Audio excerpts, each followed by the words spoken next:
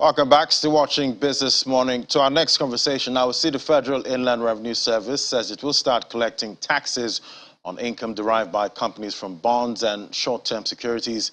In a statement, the FIRS explains that companies will now pay taxes on profits from loans given to the government effective from January the 2nd, having been exempt for about 10 years. The FIRS therefore urges taxpayers to comply by including such income in self-assessment returns and tax computations. All right, let's bring in Omotola Bimbola, investment analyst with Chapel Hill Denham, to drill down on this. Great to have you. Good morning. My pleasure, Ladi. Thank you for having me. Yeah, so quite an interesting development here. We see in 2012, the federal government had exempted bonds and short-term government securities from income tax for 10 years. What was the reason for this exemption in the first place? Okay, thank you for the question. When the exemption was granted about 10 years ago, I think the objective was quite clear. It was to deepen the capital markets by encouraging a broad-based participation in the markets by foreigners, by local investors, including institutions, corporates, individuals, and of course institutions as well. Now, I mean, for corporates and subnational governments, when they are considering their capital structure and ways for them, to raise capital, they usually have a number of options. They could raise equity security, particularly for corporates, when they want to embark on major capital projects or when they need capital for working capital requirements.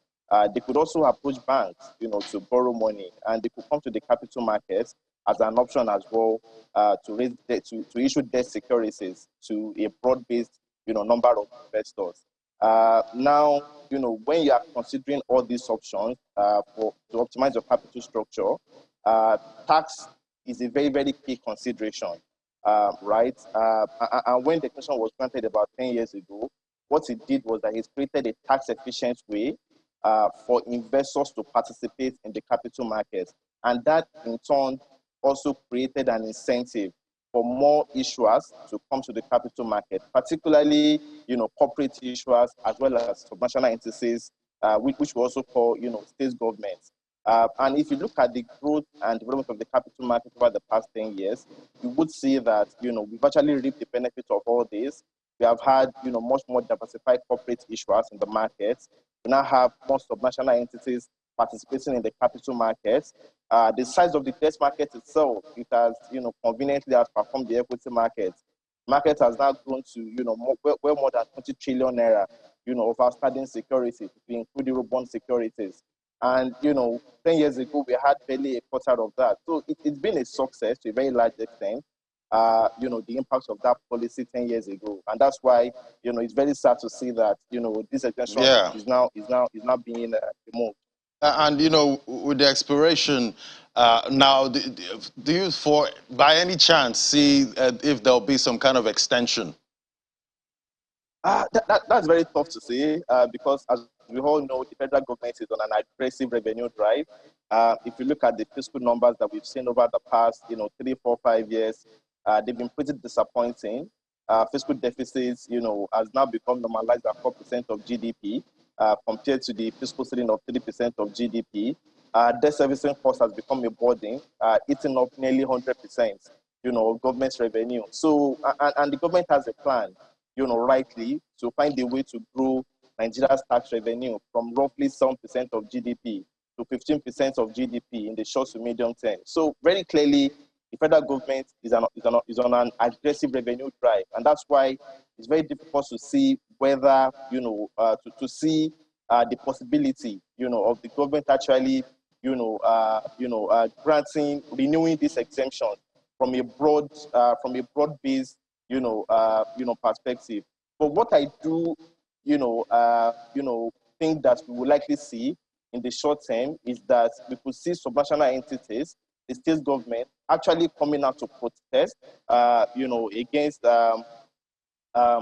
against this policy, because for them, they could argue that the federal government already enjoys a lot of benefits, being the highest rated and the most risk-free borrower in the economy.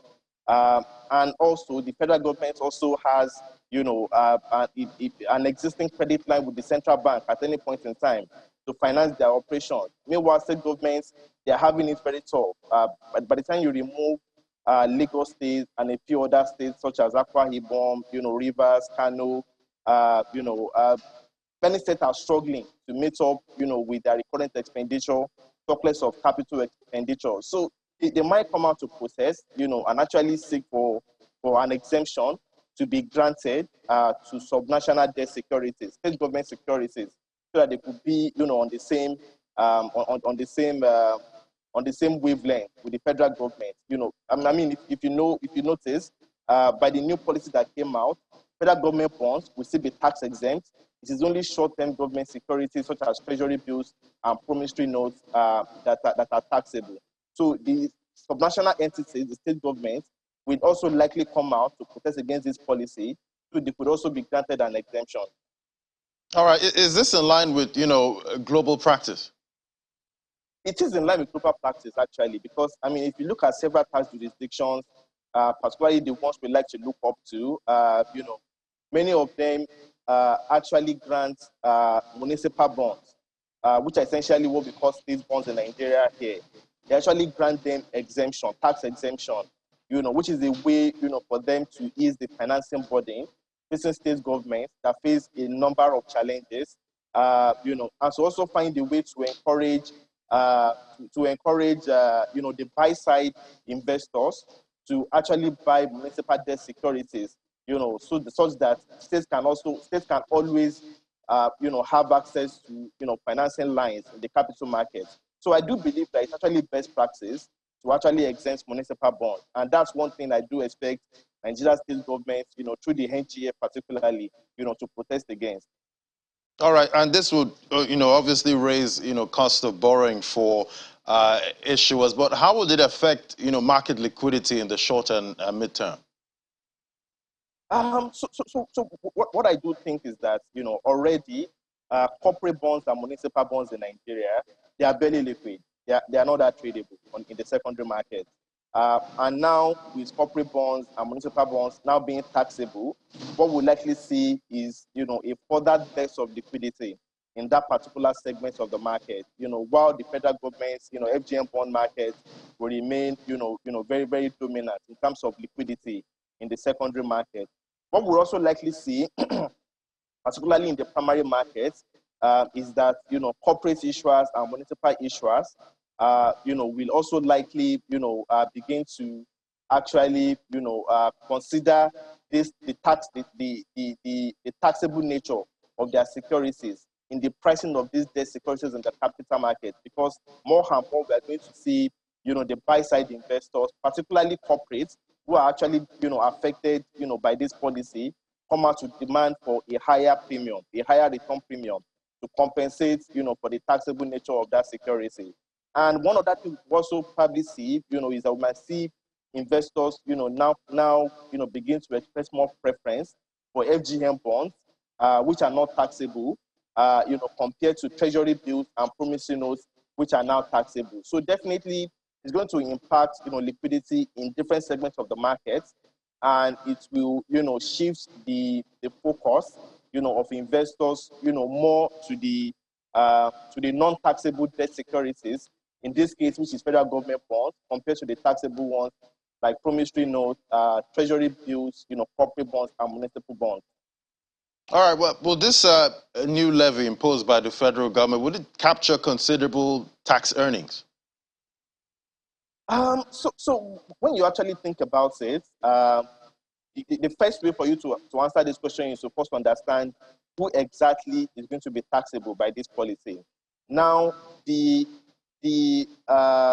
exemption order that expired affects only corporate buyers of their securities. Pension funds are completely tax exempt based on the Pension Reform Act, so it's not going to affect them. Individuals are not going to be affected because there is an existing personal income tax exemption granted to income earned on fixed income securities, and that one does not have any sunset clause. So individuals are not going to be affected. So who are the people that will be affected? It is mainly corporates, as well as funds as well, that will be mainly affected. And when you look at the contribution of these two people to the entire size of the capital market, it's actually quite minimal, because we have a market that is heavily dominated, a debt market that is heavily dominated by pension funds who are completely tax exempt, and then maybe on a secondary basis we have corporates, as well as mutual funds who represent perhaps less than 30% of the market. So in terms of the possible tax earnings from the government, this is not a tax that's going to generate 100 billion for the federal government in its first year of operation. No, that's going to generate, based on a poor tax scenario, less than 50 billion, per annum. So we cause to question, the rationale, for actually, introducing these taxes when they're not going to significantly, actually improve the tax earnings of the federal government, and then it's going to serve, it's going to be a disservice or discourage, broad-based participation in some neglected aspects of the debt market, such as the municipal segment and the corporate debt segment. Yeah, because a big reason for investing in municipal bonds is that it's actually tax-free. So obviously investors. How do you see investors reacting now? Well, for investors, I think, when considering your investable asset classes, or the universe of your permissible investments, more and more we're going to see investors begin to segregate those that are taxable and those that are tax exempt. And we're going to see investors begin to favor more securities that are tax exempt, such as the federal government bonds, while the instruments that are taxable, such that the municipal bonds, the corporate bonds and treasury bills, will probably begin to receive, less interest, compared to where we were before, from investors. And this will likely raise borrowing costs, particularly for state governments as well as corporate issuers in Nigeria's debt capital market. Quite interesting, Motola. Well, we'll keep tracking to see how it all ends. Motola Bimbola, investment analyst, Chapel Hill, Denham. Thank you for coming on the program. Thank you very much, Ladi.